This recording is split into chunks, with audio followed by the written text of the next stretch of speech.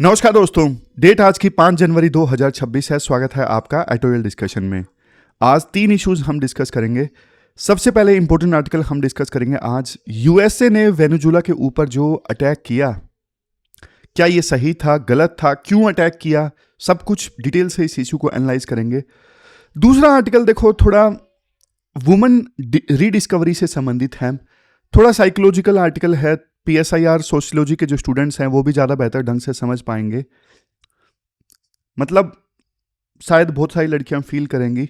और आर्टिकल के जो पॉइंट्स हैं आप यूज़ कर सकते हो ऐसे में और कई सारी जगहों पर, तो वो आर्टिकल भी डिस्कस करेंगे।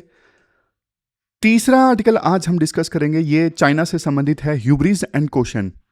मतलब चाइना ऊपर ऊपर से तो दिखा रहा है कि हम बहुत पावरफुल हैं, लेकिन अंदर से वो बहुत कमज़ोर हैं। तो इस इशू से संबंधित हम आर्टिकल डिस्कस करेंगे। चलिए डिस्कशन स्टार्ट करते हैं। इसके बाद नेक्स्ट आर्टिकल देखो, यूएसए ने ना वेनेजुएला के ऊपर अटैक करके ना वहां के जो राष्ट्रपति थे उनको कैप्चर कर लिया। तो ये तो देखो अपने आप में बहुत बड़ा इवेंट था, और इसे ना आप सिलेबस में ना एथिक्स से रिलेट कर सकते हो और आईआर से भी रिलेट कर सकते हो। फर्स्ट थिंग फर्स्ट, आप लोकेशन देख लीजिए वेनेजुएला की। देखो ऊपर है नॉर्थ अमेरिका और नीचे है ये साउथ अमेरिका। और साउथ अमेरिका में ये जो देश है ना, ये आप देख रहे हो, ये है वेनेजुएला। अब हुआ ये 3 जनवरी को ना सुबह 2 बजे, जब देखो पूरी दुनिया सो रही थी ना, तब देखो यूएस ने ना वेनेजुएला पे ऑपरेशन एब्सोल्यूट रिजोल्व लॉन्च कर लिया। क्या ऑपरेशन लॉन्च किया? यहां पर देखो ऑपरेशन लॉन्च किया, ऑपरेशन एब्सोल्यूट रिजोल्व। 150 से ज्यादा जो फाइटर जेट थे वो वेनेजुएला की जो कैपिटल है कैराकस, वहां पे हमला करते हैं। और वेनेजुएला के जो प्रेसिडेंट हैं निकोलस मदुरो, उनको उनके बेडरूम से उठाया जाता है, उनके हाथों में हथकड़ी लगाई जाती है और उनको न्यूयॉर्क ले जाया जाता है। देखो 1890, इससे पहले ना इस प्रकार की घटना ना कब हुई थी? 1989 में हुई थी। उस समय पहली बार ऐसा हुआ था कि जब अमेरिका ने ना किसी देश के सिटिंग प्रेसिडेंट को उठा लिया था और अमेरिका में ले गए उठा के। उस समय पनामा के जो राष्ट्रपति थे ना, उनको भी अमेरिका ने, उनके साथ भी ऐसा ही कुछ किया था, उनको उनके देश से उठा लिया था और पकड़ के यूएस ले गए थे। लेकिन क्वेश्चन ये उठता है कि यूएस ने वेनेजुएला के प्रेसिडेंट के साथ में ऐसा किया क्यों?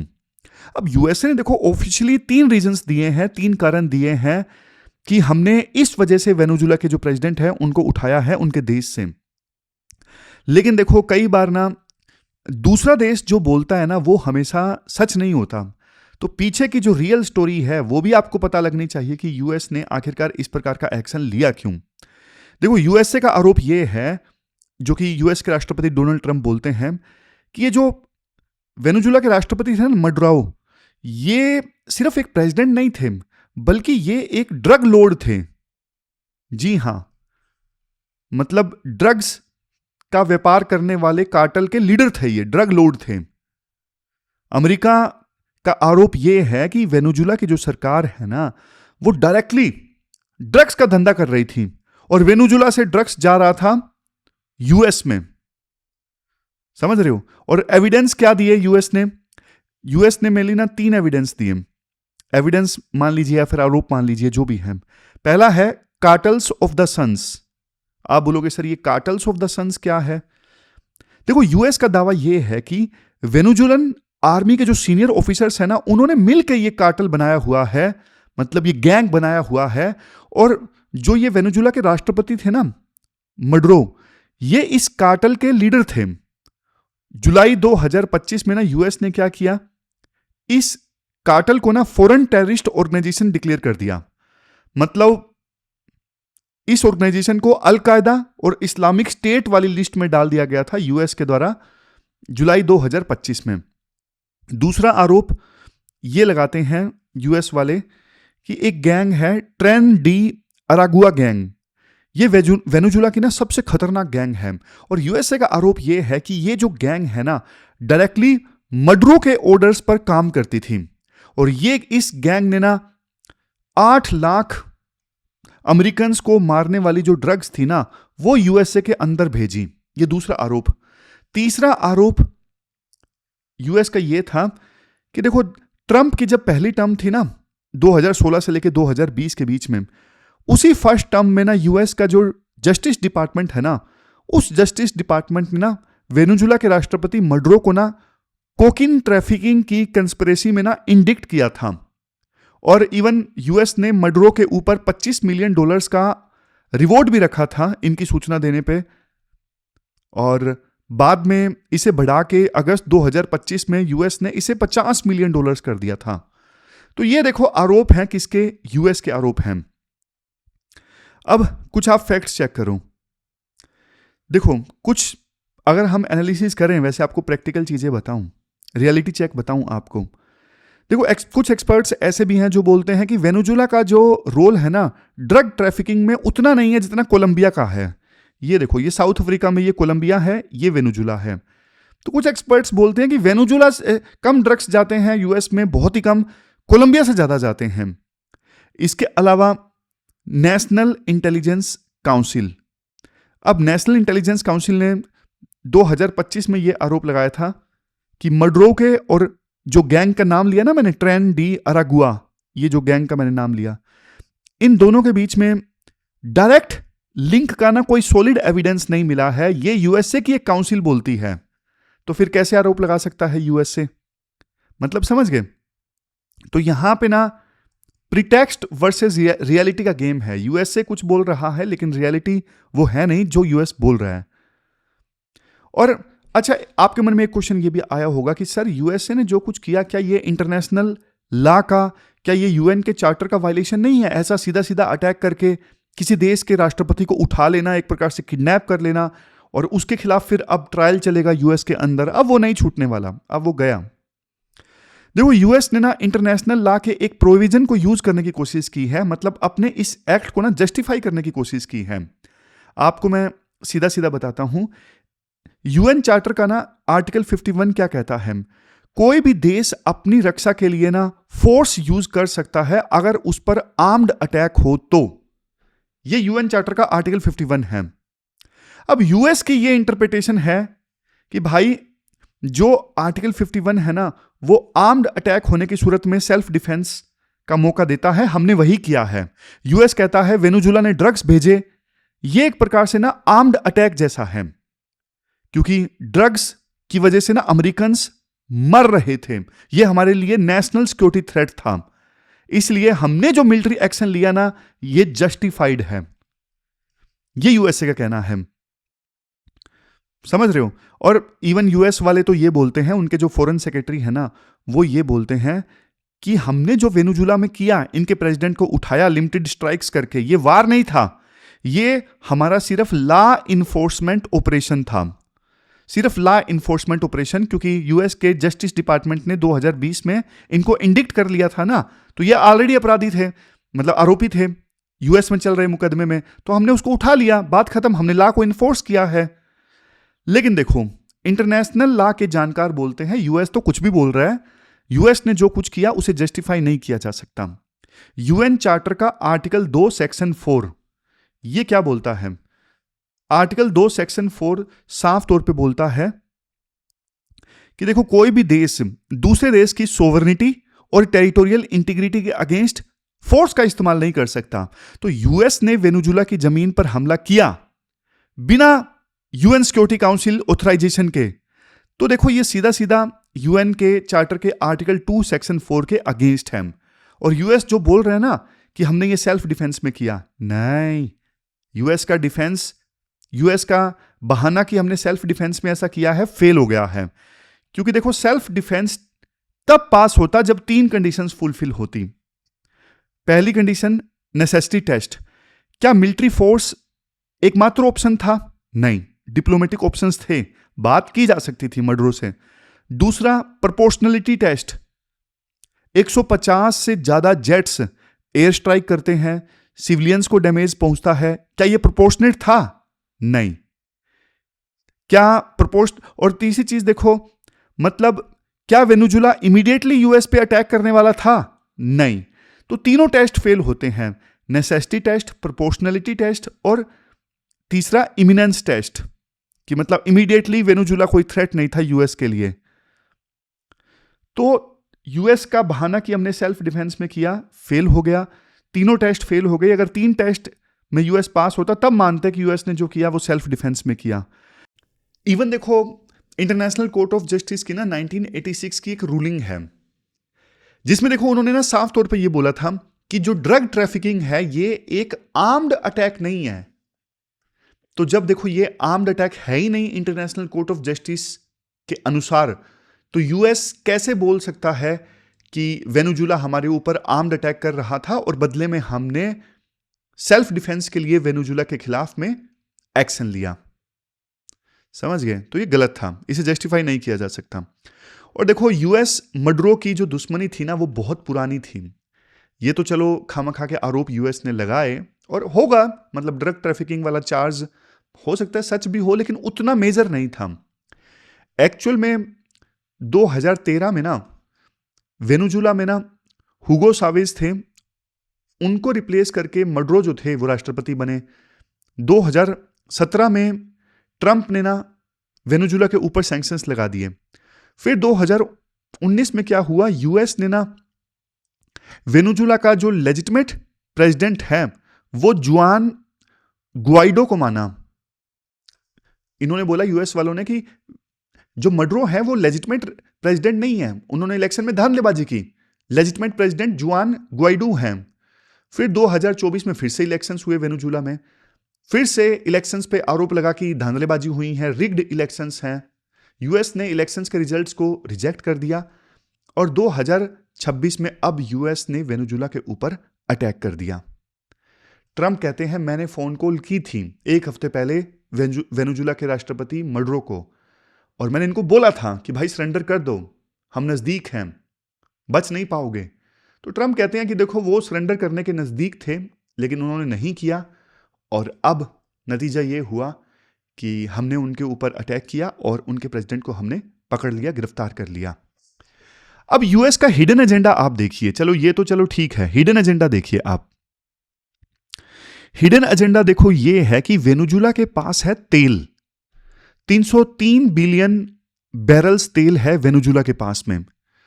पूरी दुनिया का 20% तेल कौन से देश के पास में है? वेनेजुला के पास में। इवन सऊदी अरेबिया से भी ज्यादा तेल वेनेजुला के पास में है। अभी प्रोडक्शन हो रहा है सिर्फ 8 lakh barrel per day. Peak production कितना था? एक समय में ना 35 lakh barrel per day production हो रहा था वेनेजुला में, 1990s की बात है, और अब हो रहा है सिर्फ 8 लाख बैरल पर डे। अब यूएस चाहता है वेनेजुला का तेल, तेल के कारण ही तो उन्होंने इराक के ऊपर अटैक कर दिया था और तेल के कारण ही इन्होंने वेनेजुला के ऊपर अटैक कर दिया। एक्चुअल में हुआ क्या था, मतलब वेनेजुला भी कम नहीं है। 1976 में क्या हुआ था? 1976 की बात है, वेनेजुला ने ना ऑयल इंडस्ट्री को पूरी तरह से नेशनलाइज कर दिया था। वैसे तो सही किया, नेशनलाइज करना कोई बहुत बुरी बात तो है नहीं। हमने देखो बैंकों का नेशनलाइजेशन किया था। नेशनलाइजेशन का मतलब ये होता है कि आप ना, मतलब जो प्राइवेट कंपनीज है ना उनको भी सरकार खरीद लेती है। कई बार कंपनसेशन अच्छी दी जाती है, कई बार नहीं भी दी जाती है। जैसे इंदिरा गांधी ने सारे जो प्राइवेट बैंक्स थे उनको नेशनलाइज कर दिया था कि अब सिर्फ ये सारे प्राइवेट बैंक जो चल रहे हैं अब ये सरकारी हो गए हैं। खरीद लेती है, खरीदना भी अब वर्ड बोलोगे नहीं बोलोगे, सरकार ने कह दिया कि सारी प्राइवेट कंपनीज अब सरकार की होंगी, सरकार इनको कंट्रोल करेगी। तो ये कर दिया था 1976 में वेनेजुला ने। और उस समय ना ऑयल एक्सप्लोर कर रही थी यूएस की बड़ी बड़ी कंपनीज।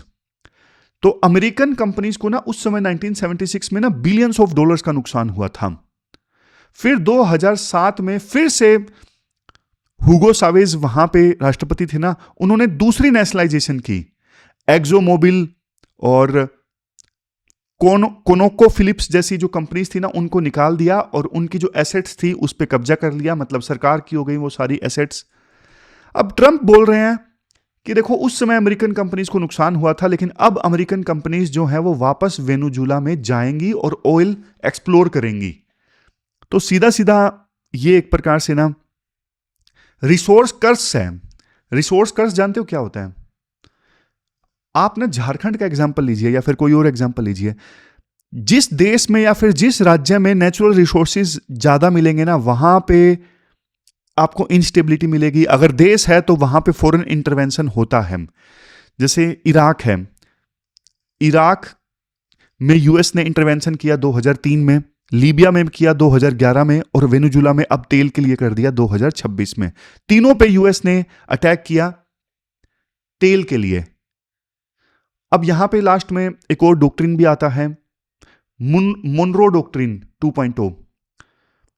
देखो मुनरो डॉक्ट्रिन ये था जो 1823 में आया था कि ये जो वेस्टर्न हेमिस्फीयर है ना, खास करके नॉर्थ अमेरिका और साउथ अमेरिका, भाई ये ना यूएस का बैकयार्ड है, पिछवाड़ा है यूएस का।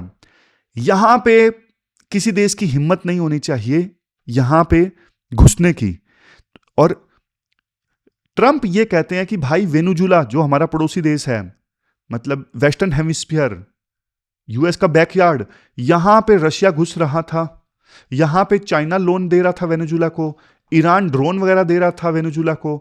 तो यूएस कहता है कि हम नहीं चाहते कि भाई हमारे बैकयार्ड में कोई हम सांप पाले और कल को जाके हमें काटे। तो इससे पहले कि ये देश पावरफुल होता, हमने पहले ही इसके राष्ट्रपति को खींच लिया। मतलब यूएस कहेगा नहीं ये बात, लेकिन जियोपॉलिटिक्स के जानकार बोलते हैं।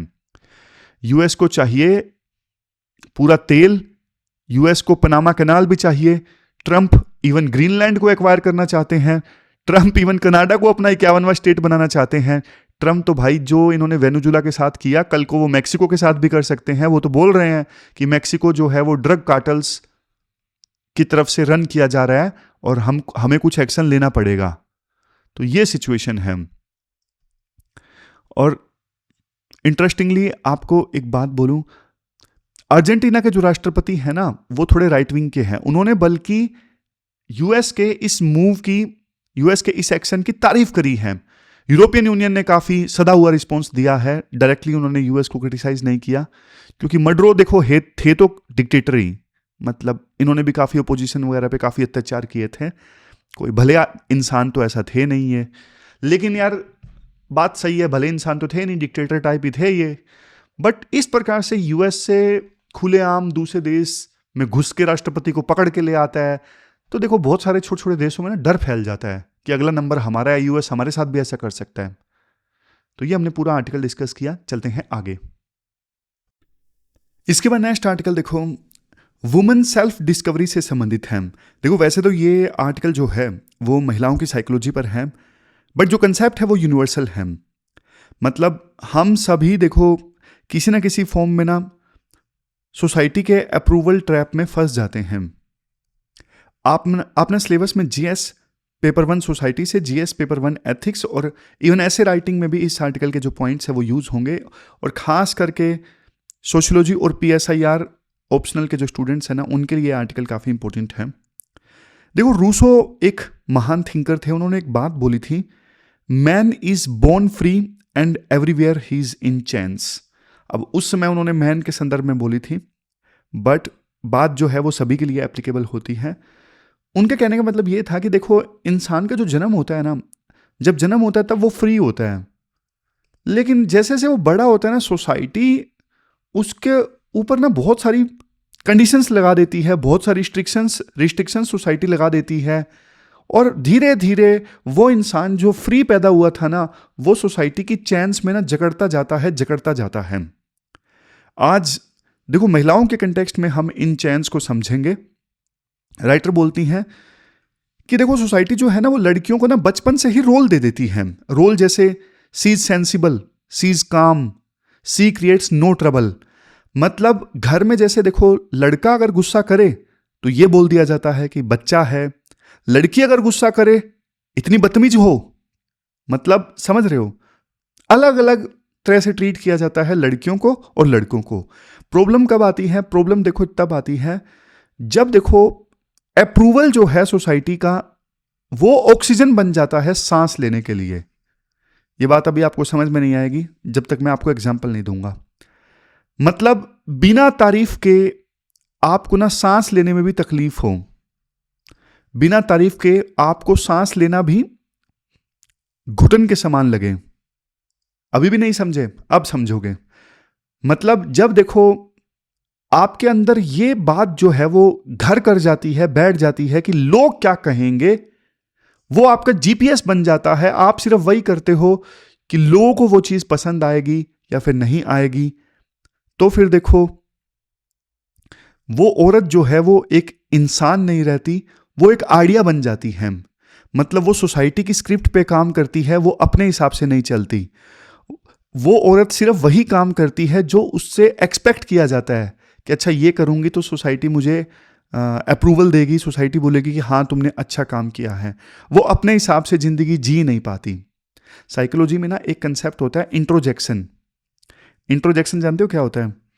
एक डिफेंस मैकेनिज्म होता है इंट्रोजेक्शन। मतलब जब बाहर की एक्सपेक्टेशंस, सोसाइटी की एक्सपेक्टेशंस इतनी डीप आप एब्जॉर्ब कर लेते हो कि आपको यह लगने लगता है कि जो सोसाइटी की एक्सपेक्टेशंस हैं वो आपकी अपनी आवाज है, जबकि आपकी अपनी आवाज कुछ और होती है। जैसे मैं आपको एग्जांपल देता हूं। एक लड़की है, वो ना एक परफ्यूम लगाती है, और ना उसकी मम्मी ने एक बार बोल दिया कि बेटा तुझ पर ना ये परफ्यूम जो है वो सूट करता है, और 2-3 लोगों ने और भी तारीफ कर दी। अब एक्चुअल में उस लड़की को ना वो परफ्यूम पसंद नहीं था, लेकिन बस इसलिए कि मम्मी ने तारीफ कर दी, 2-3 और लोगों ने तारीफ कर दी, अब वो परफ्यूम लड़की लगाती रहती है, लगाती रहती है। Over the period of time उसे लगने लगता है कि हाँ यही मेरी चॉइस है। वास्तव में वो परफ्यूम लड़की की चॉइस नहीं था, बस सोसाइटी की अप्रूवल मिल रही थी तो उसने लगाना स्टार्ट किया। मतलब उसने कंटिन्यू रखा, और इतना ज्यादा कंटिन्यू रखा कि लास्ट में उसे लगने लगा कि अच्छा ये मेरी ही चॉइस है। आप एक बड़ा एग्जाम्पल समझो, ये छोटा एग्जाम्पल था, बड़ा एग्जाम्पल आपको देता हूं, करियर चॉइस का। कितनी लड़कियां टीचिंग या नर्सिंग में सिर्फ इसलिए हैं क्योंकि उनको यह बोला गया था कि ये जो फील्ड है लड़कियों के लिए सेफ है। वो इसलिए नहीं है नर्सिंग में या टीचिंग में कि वो नर्सिंग से या टीचिंग से लव करती हैं, नहीं। समाज ने उनको बोला ये जॉब तुम्हारे लिए सही है, इसलिए वो उसमें आ गई। ये क्या है? यही है इंट्रोजेक्शन। मतलब जो संस्कार लगता है, जो आपको अपनी चॉइस लगती है, वो आपकी चॉइस नहीं है, वो एक्सटर्नल प्रोग्रामिंग है जो आपके अंदर डाल दी गई है, और वो आपने इंटरलाइज भी कर दी। मतलब अपने अंदर वो चीज आपने सोख भी ली है। फिर राइटर एक और चीज बोलते हैं, इमोशनल कंटोर्शनिस्ट। मतलब देखो, एवोल्यूशनरी बायोलॉजी क्या कहती है? Safety lies in tribe. मतलब कि देखो, पुराने जमाने में ना लोग ट्राइब में रहना पसंद ज्यादा करते थे क्योंकि ना खतरा बहुत होता था। जैसे ही ट्राइब से अलग हुए, जानवर ने मार दिया, किसी और ने मार दिया, इसलिए ना लोग ट्राइब में रहना ही ज्यादा पसंद करते थे, झुंड में रहना। तो नर्वस सिस्टम जो था ना, वो भी उसी प्रकार से ट्रेन हो जाता था कि आप एग्रीएबल रहो, यानी दूसरों से एग्री करोगे तो सेफ रहोगे, क्योंकि ट्राइब में रहना है तो दूसरों से एग्री तो करना ही पड़ेगा। आप अगर कंप्लाई करोगे, दूसरों की बात मानोगे, तो आपको लव मिलेगा, प्यार मिलेगा। तो इसका रिजल्ट ये निकला कि जो महिलाएं थीं वो देखो इमोशनल कंटोर्शनिस्ट बन गई। मतलब जैसे सर्कस में बॉडी मोड़ते हैं ना, वैसे ही लड़कियां अपना जो इमोशन है वो मोड़ लेती हैं। आपको एग्जांपल देता हूं। ऑफिस मीटिंग में ना बॉस गलत है, लड़का बोल देगा सर आई डिसएग्री, लेकिन लड़की पहले ना 10 बार सोचेगी कहीं बॉस मेरा बुरा ना मान जाए, और बॉडी जो है ना बहुत ज्यादा टेंस हो जाती है सच बोलते वक्त। फीलिंग्स जो हैं बहुत सारी लड़कियां एक्सप्रेस कर जाती हैं ताकि रूम में सब कंफर्टेबल रहें। भले ही खुद का दम घुट रहा है, लेकिन वो दूसरों को कंफर्टेबल करे रखना चाहती हैं। मतलब दूसरों के कंफर्ट के लिए आप अपनी फीलिंग्स को ना मैनेज कर लेते हो कि दूसरे कंफर्टेबल रहें। समझे? फिर देखो ऐसा चलता रहता है। फिर एक दिन ना चुपचाप बहुत सारी लड़कियों को ना ये रियलाइजेशन होता है कि ना जो मुझे बचपन से सिखाया गया है ना वो मेरी चॉइस नहीं थी। ये लड़कियों को कब रियलाइज होता है? जब या तो वो हॉस्टल जाती हैं, या फिर कोई ऐसा उन्हें मिल जाता है जो सच में उनको समझने लगता है। और अदरवाइज तो वैसे ही देखो बहुत बार स्टडी से लड़कियां मेच्योर हो जाती हैं, 30s में उन्हें क्लैरिटी आती है कि ये मेरी चॉइस नहीं है जो बचपन में मुझे सिखाया गया था। उन्हें समझ में आता है, परफ्यूम वाला एग्जाम्पल याद करो, कि जिस परफ्यूम के बारे में मुझे बचपन से बोला गया कि तुम पे सूट करता है, वो परफ्यूम मुझे अंदर से नहीं अच्छा लगता है। समझ रहे हो? ये होता है आइडेंटिटी क्राइसिस। राइटर इसे बोलते हैं, ये आइडेंटिटी क्राइसिस नहीं है बल्कि आइडेंटिटी रिवील है। पहली बार असली चेहरा महिलाएं या लड़कियां अपना देखती हैं। अब उन्हें पैटर्न समझ में आने लगता है कि जो सॉफ्ट टोन वो रखती थी, वो सॉफ्ट टोन फेक थी, वो सॉफ्ट टोन फेक थी। और ना बोलने से पहले अनावश्यक ढंग से पोज लेना वो गैर जरूरी था, लेना ही नहीं चाहिए। मतलब समझ रहे हो? ये एक प्रकार से वुमन सेल्फ डिस्कवरी के समान होता है। जब वो खुद को चूज करती हैं, पहला इमोशन हैप्पीनेस नहीं आता, गिल्ट आता है। क्यों? क्योंकि देखो, कई सारी महिलाओं की जनरेशन्स को ना सिर्फ इसलिए रिवॉर्ड किया गया क्योंकि उन्होंने अपने आप को श्रिंक किया। मतलब कम जगह उन्होंने घेरी लाइफ में और इससे उनको पहचान मिली। जैसे कम जगह घेरी मतलब खुद काम ना करना ताकि हस्बैंड काम कर सकें, खुद काम ना करना ताकि बच्चों को अच्छे से पाला जा सके, प्रमोशन नहीं लिया क्योंकि प्रमोशन लेती तो काम ज़्यादा करना पड़ता और फिर ये आरोप लगता कि तुमने अपने बारे में सोचा, बच्चों के बारे में नहीं सोचा। ये गिल्ट आता है। समझ रहे हो? तो कुल मिला के देखो, राइटर लास्ट में ये बोलती हैं कि एक फेमस कोट है, one is not born woman, one becomes woman. मतलब लेकिन इस आर्टिकल का जो मैसेज है ना, वो ये है कि महिलाओं को ना अपने आप को अनबिकम करना चाहिए। मतलब दुनिया की जो एडिटिंग है ना वो हटानी चाहिए, दुनिया की जो लेयर्स है ना वो उतारनी चाहिए। और ये सिर्फ लड़कियों के लिए नहीं है, हर इंसान के लिए है जो सोसाइटी के प्रेशर में जीता है। इवन यूपीएससी एस्पायरेंट्स वो भी बहुत प्रेशर में जीते हैं। तो कुछ कुछ अच्छी चीज़ें सीखने की इस आर्टिकल से। चलते हैं आगे। इसके बाद नेक्स्ट आर्टिकल देखो, चाइना की स्ट्रेटजी से संबंधित है। आपने सिलेबस में जीएस पेपर 2 के इस टॉपिक से आर्टिकल को रिलेट कर सकते हो। टाइटल है ह्यूब्रिस एंड क्वेश्चन, और आर्टिकल के अंदर आपको इस टाइटल का मतलब समझ में आएगा। इस आर्टिकल में ना बहुत सारे एस्पेक्ट्स हम डिस्कस करेंगे, जैसे चाइना का मूड स्विंग, मतलब कभी चाइना को डर लगता है, कभी चाइना को घमंड होता है। फिर चाइना शोक 2.0 क्या है, चाइना शोक 2.0, ट्रम्प 2.0 वापस आ गए हैं, अमेरिका इन्वर्ट हो गया है, इसका इंडिया पे क्या असर होगा। इसके अलावा बॉर्डर पे शांति है, इंडिया चाइना बॉर्डर पे, पर क्या वो शांति नॉर्मल है, ऑपरेशन सिंदूर और ग्रे जोन टैक्टिक्स क्या हैं, ये सब एस्पेक्ट्स हम डिस्कस करेंगे। सबसे पहले टाइटल की ही बात कर लीजिए, टाइटल को डिकोड करते हैं। टाइटल में क्या है, ह्यूब्रिस। ह्यूब्रिस का मतलब क्या होता है? ह्यूब्रिस का मतलब होता है एक्सट्रीम प्राइड, बहुत ज्यादा प्राइड यानी अहंकार। और क्वेश्चन का मतलब क्या होता है, सावधानी, केयरफुलनेस। देखो ये 2026 का चाइना है, बाहर से देखो तो शेर की तरह ना पूरी दहाड़ रहा है, और अंदर से देखो तो चाइना बीमार है, चैलेंजेस से लड़ रहा है। 2024 तक ना चाइना की हालत खराब थी, उन्हें डर था कि अमेरिका उन्हें ना घेर रहा है, अमेरिका उन्हें कंटेन कर रहा है, इकोनॉमी चाइना की स्लो हो रही थी। और ट्रैक 2 डायलॉग्स होते थे ना, ट्रैक 2 डायलॉग्स मतलब जो अनऑफिशियल मीटिंग्स होती थी एक्सपर्ट्स के बीच में, उनमें वो स्वीकार भी करते थे कि हाँ यार हमें डर लग रहा है। मतलब उनका डर जो था वो साफ तौर पे दिखता था कि हमारी इकोनॉमी जो है वो स्लो डाउन हो रही है। लेकिन देखो मिड 2025 में ना चाइना का मूड बदल गया। अचानक ऐसा क्या हुआ, उन्हें लगा कि हमने ना अमेरिका को मैनेज कर लिया है, क्योंकि ट्रेड वार में चाइना टिक गया। यूएसए ने चाइना के ऊपर टैरिफ लगाए थे, यूएसए को लगा कि चाइना कोलैप्स हो जाएगा, लेकिन टिक गया चाइना ट्रेड वार के दौरान, तो उनको कॉन्फिडेंस आ गया। अब चाइना वाले बोलते हैं हम ग्लोबल साउथ के ना लीडर बन गए हैं, और इस कॉन्फिडेंस को बोलते हैं एस्केलेशन डोमिनेंस। क्या बोलते हैं? Escalation dominance. आप बोलोगे सर मतलब बताओ एस्केलेशन डोमिनेंस का मतलब। तुम एक कदम आगे बढ़ाओगे, हम 2 कदम और आगे बढ़ाएंगे और जीतेंगे भी। मतलब समझ गए। अब यूएसए के अगेंस्ट चाइना को ना ये वाला कॉन्फिडेंस आ गया है, क्योंकि यूएसए ने चाइना के ऊपर टैरिफ लगाया और वो टैरिफ को झेल पाए, बल्कि स्ट्रोंग होकर निकले। तो अब वो और ज्यादा मतलब एक प्रकार से डोमिनेंट पोजीशन में आ गए हैं कि लगाओ तुम एक एक्शन लोगे, हम 2 एक्शन लेंगे, बल्कि स्ट्रोंग होकर निकलेंगे।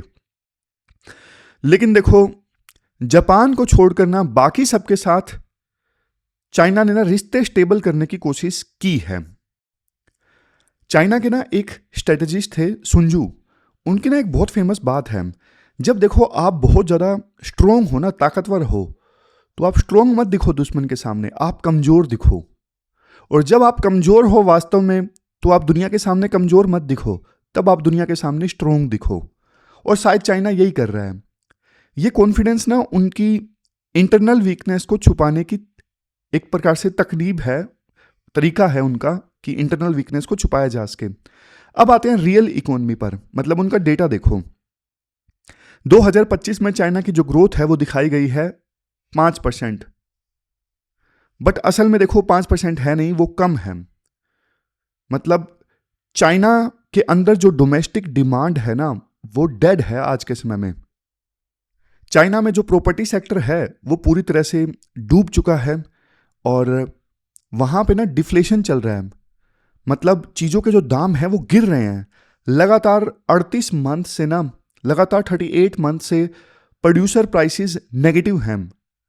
मतलब कंपनीज प्रॉफिट ना नहीं कमा रही हैं वहाँ पे और उनको नुकसान हो रहा है।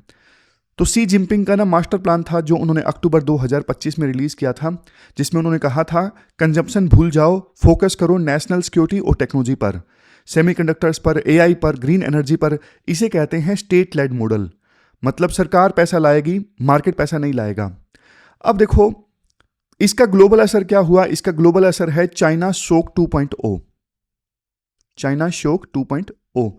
जब देखो घर में माल नहीं बिकता ना, तो फिर सामने वाला क्या करता है, उसे बाहर जाके बेचता है।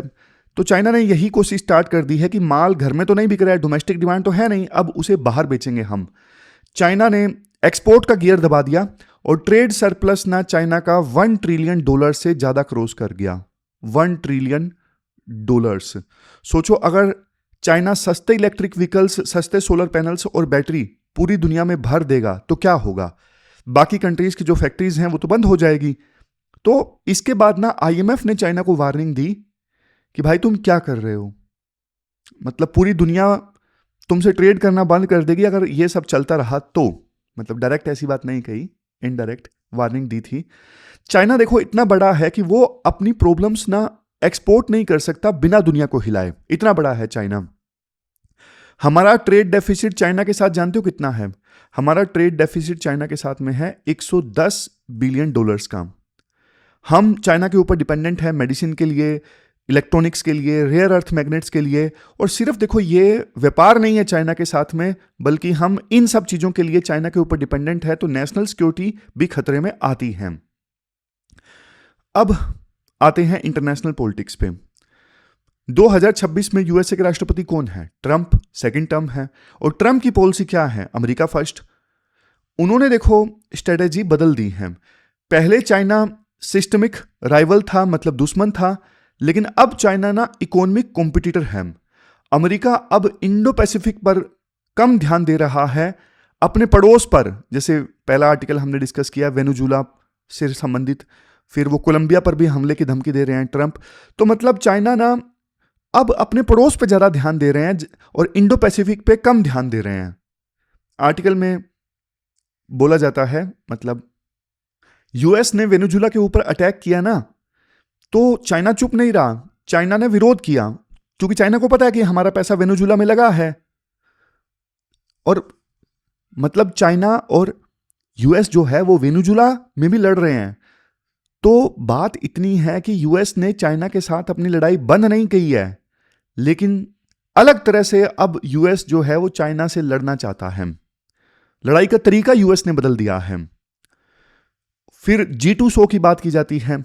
अभी कुछ समय पहले की तो बात है, बुसान में यानी साउथ कोरिया में ट्रंप और सी जिनपिंग दोनों मिले थे अक्टूबर 2025 में। तब ट्रंप ने बोला था कि हाँ भाई दोनों मिलकर दुनिया को चलाएंगे। देखो थोड़ा समझौता उस मीटिंग में हुआ था, टैरिफ वगैरह कम भी किए, लेकिन ये कोई दोस्ती नहीं हुई दोनों के बीच में कि हाँ भाई अब तो पक्के दोस्त बन गए हैं जय वीरू की तरह। नहीं, वो सिर्फ ट्रांजैक्शनल बार्गेन था, लेने देने का सौदा। हम तुम्हें ये देते हैं, तुम हमें ये दीजिए, सिंपल बात है। अदरवाइज G2 कुछ नहीं आने वाला है कि हाँ भाई दोनों के बीच में दोस्ती हो जाएगी और दोनों मिलके वर्ल्ड को चलाएंगे, ऐसा नहीं होता है। फिर इसके बाद इंडिया का पर्सपेक्टिव राइटर लेके आते हैं। अगर देखो यूएस और चाइना डील कर लें, बाय चांस हो गई इनकी डील, तो इंडिया अकेला पड़ सकता है जाहिर तौर पे। यूएस देखो अब इंडिया को ना चाइना काउंटरवेट की तरह प्रायोरिटी नहीं देगा। चाइना को लग रहा है कि हमने यूएस को संभाल लिया है तो वो इंडिया की बात क्यों मानेगा। बल्कि चाइना वाले यूं कहते हैं कि इंडिया हमसे बातचीत इसलिए कर रहा है क्योंकि यूएस ने भाव देना कम कर दिया है। और ये नैरेटिव जो है वो इंडिया के लिए काफी ज्यादा खतरनाक है। मतलब समझ गए, इंडिया अगर अब चाइना को बोलेगा ना बातचीत के लिए, चाइना बोलेगा अब क्यों आए हो हमारे पास में, अब क्या यूएस ने भगा दिया है तुम्हें। तो मतलब ये सिचुएशन काफी ज्यादा खतरनाक है इंडिया की रेपुटेशन के लिए। अब देखो बॉर्डर पे आते हैं। 2025 में क्या हुआ, कोशियस स्टेबलाइजेशन, मतलब ठीक है बॉर्डर स्टेबल है लेकिन नॉर्मल नहीं है, दोनों चीजों में फर्क है। पीस है बॉर्डर पे, लेकिन ऐसा नहीं है कि ट्रूप्स बिल्कुल नहीं है और सब कुछ नॉर्मल है। तियानजिन में ना समिट हुई थी इंडिया चाइना की, दोनों देशों के प्रीमियर्स मिले थे। बॉर्डर पे देखो वही बात, गोली नहीं चल रही है लेकिन सब कुछ ठीक नहीं है। कोर इश्यूज क्या है बॉर्डर पे, सबसे पहले बफर जोन। हमारी जो पेट्रोलिंग है ना बफर जोन में रुक गई है। जहां हम पहले जाते थे अब वहां हम नहीं जा पा रहे हैं। अब वो नो मैंस लैंड है, वहां पे हम नहीं जा पा रहे हैं और समझौते के अनुसार वो भी नहीं जा पा रहे हैं। तो ये एक किस्म की देखो चाइना की ही जीत है। ये सलामी स्लाइसिंग टेक्निक है उनकी, टुकड़ों में बांटना और एक एक टुकड़े पे कब्जा करते जाना। क्योंकि देखो जहां पे हम पहले पेट्रोलिंग कर पा रहे थे अब हम नहीं जा पा रहे हैं और समझौता ये हुआ है कि ना हम जाएंगे ना तुम जाओगे। भाई पहले तो हम जा रहे थे ना पेट्रोलिंग करने, तुम नहीं आ रहे थे, हम तो जा ही रहे थे। तो फिर हमारी जीत नहीं है, वो उनकी जीत है। फिर इंफ्रास्ट्रक्चर देख लीजिए, तिब्बत में बॉर्डर के पास देखो बहुत बड़ा डैम बन रहा है और हमने कंसर्न्स भी रेज किए लेकिन कोई सुनवाई नहीं। फिर ऑपरेशन सिंदूर की बात कर लीजिए। ऑपरेशन सिंदूर देखो ये हाइपोथेटिकल फ्यूचर सिनेरियो है।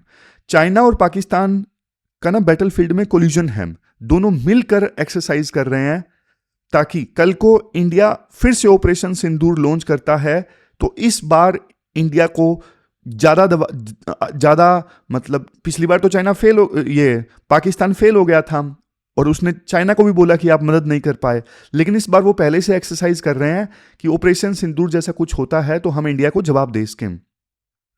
फिर अरुणाचल प्रदेश देख लीजिए, चाइना बार बार अरुणाचल प्रदेश के शहरों का नाम बदल देता है, क्लेम कर रहा है अरुणाचल प्रदेश के ऊपर। तो इसे हम बोलते हैं ग्रे जोन टैक्टिक्स। वार नहीं है इंडिया चाइना के बीच में लेकिन पीस भी नहीं है। ये देखो एक धीमे जहर की तरह है। एक प्रकार से चाइना अपनी जो असर्टिवनेस है ना वो बढ़ा रहा है। चाइना देखो 2 ओशन स्ट्रेटेजी फॉलो कर रहा है। इंडियन ओशन में चाइना की जो PLA नेवी है, पहले उनके शिप आना, सबमरीन आना, ये बहुत बड़ी बात हुआ करती थी कि चाइनीज सबमरीन देखी गई है इंडियन ओशन में। अब तो देखो इंडियन ओशन में PLA नेवी के शिप्स और सबमरीन्स का आना बहुत नॉर्मल सी बात हो गई है। और ग्लोबल साउथ को लोन देकर चाइना पहले ही अपने पाले में कर चुका है। डेट ट्रैप स्ट्रेटेजी चाइना अपनाता है। जैसे एक साहूकार किसान को फंसाता था वैसे चाइना ग्लोबल साउथ के देशों को फंसाता है। तो इंडिया को क्या करना चाहिए, क्वेश्चन ये उठता है कि इंडिया को क्या करना चाहिए। देखो इंडिया को ना घबराना नहीं चाहिए। सबसे पहली चीज वो इमरान खान वाला डायलॉग है ना कोविड के दौरान, हमें घबराना नहीं है। ऑथर कहते हैं इंडिया को चाहिए स्ट्रेटेजिक पेशेंस, धैर्य रखो लेकिन आंखें खुली रखो।